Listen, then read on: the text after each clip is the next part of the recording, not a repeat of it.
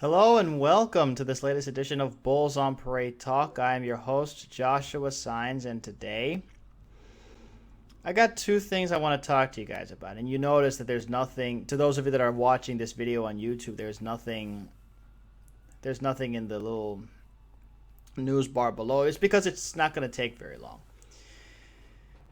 It's two things that I want to discuss for you.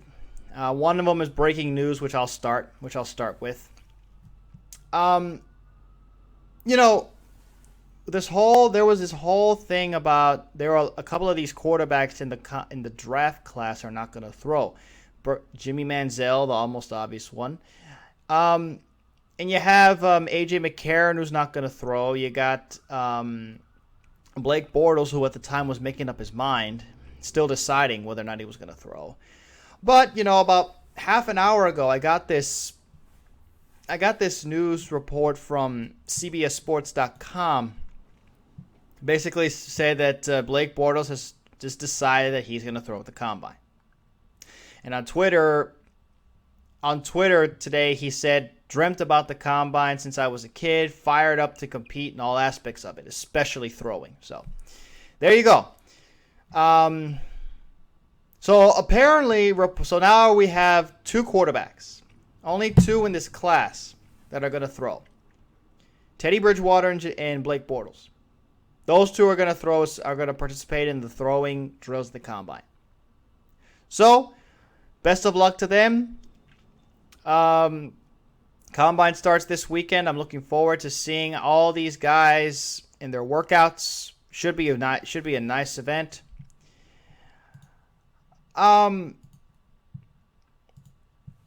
We'll see. So that's basically the first thing I wanted to discuss with you guys today. The other thing is very simple, and that is this. I caught this today, but apparently it was supposedly reported, I believe, yesterday. But it's not. But it's just now being reported. Shows how fast I'm reporting things, right? In local CBS Houston and, stateofthetexans.com, Antonio Smith, the Ninja Assassin, is very optimistic about his future in Houston. He believes he has a chance staying in Houston. He did an interview on Sports Radio 610. And he said, quote, I had a good conversation with Coach O'Brien. Me and him just got a good feel for each other. Smith said on Nate and Craig, from what my agent tells me, the team and Coach O'Brien really like me. He also said they're looking forward to trying to find a way to work something out. So Antonio Smith basically says he wants to stay in Houston. Basically. They say the team really likes him, and there is a good chance, a very good chance, he could be re-signed. Now, after looking at this, I'm looking at his production. He's had his best years in Houston. Ever since he came here as a free agent in 2009. He played in his 78 games that he's played in Houston. He's registered 27 sacks. It's pretty good. It's not mind-blowing, but it's pretty good. Personally, I like Antonio Smith. I would like to see him more in Houston. Would you? I believe he should stay in Houston. I believe that under Romeo Crennel, he can do very good things with that front seven. Imagine. And now, something to consider, in terms of use, in terms of playing time, and also in terms of money. The one thing that Houston has to consider is this. He is now 32 years old. He is 32 years old, And it's a little bit of a risk to sign a defensive lineman that's over 30. Especially considering the fact that there's a new coaching staff is new.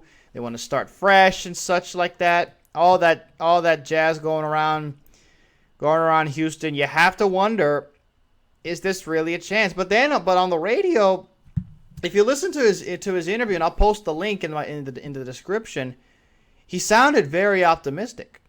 He had a very optimistic attitude. And optimism is my middle name. I am big on optimism. So it's just one of these things where you love the attitude, you love the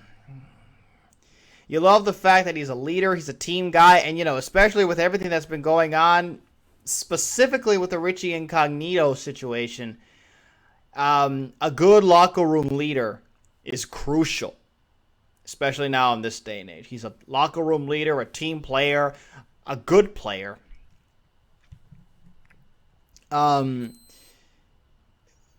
Houston definitely needs leadership. And of course we're going to get that in Andre Johnson. Absolutely Andre Johnson, who's been here the longest. He's always going to provide them. But, another good defensive presence in terms of, production, leadership, vocal and such. That's the kind of guy we want. We want that kind of guy. I do, especially. So I would not be surprised. Some people would. I'm here to tell you guys right now.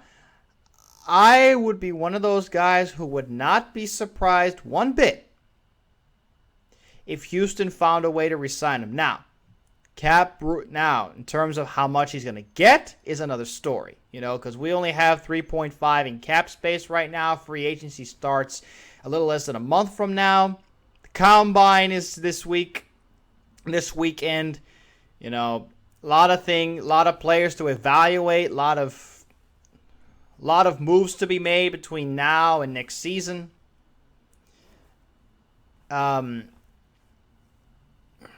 But still, I personally believe Houston's going to find some way to stay in Houston. I believe that his agent and the Texans will work something out for him. We need him here in Houston. And it's just one of these things that. But the other thing you also have to consider about Antonio Smith, and this is just my perspective.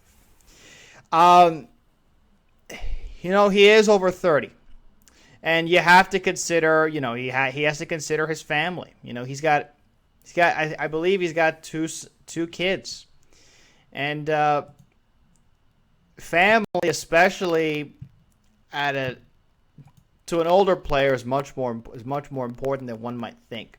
A lot of people think that just because they're paid football players, all they do is that. No. They have their own lives as well. I look at this guy, and just to kind of give you guys an idea of where I'm coming from with this. About a month ago, almost to the day exactly. Now that I'm remembering the date. The Houston Rockets played the Memphis Grizzlies, earlier last month.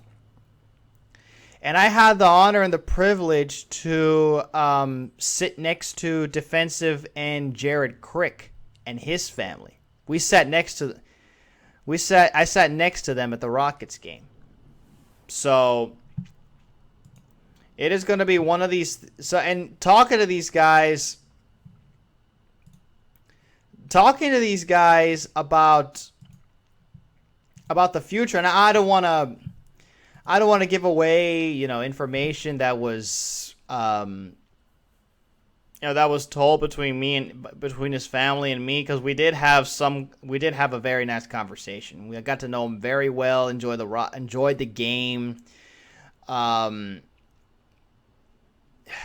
Overall, very lovely family, very nice guy, very humble guy too. But the one thing I notice about these football players, especially Jared Crick, is that he really thinks long term, specifically for his family. That's the one thing I greatly respect about a guy like Jared Crick. He thinks of his family first. He thinks of his long term.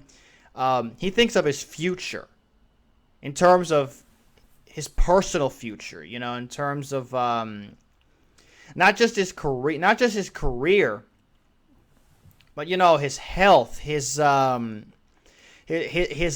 and the life of his family, and family to be. As you get older, those things become a lot more important to you. I'm only 24. I turned 25 in April. I have no idea. I'm not even close to that part of my life yet, but I'm telling you that there are these guys who are in this kind of position that really think about this. And it comes into play.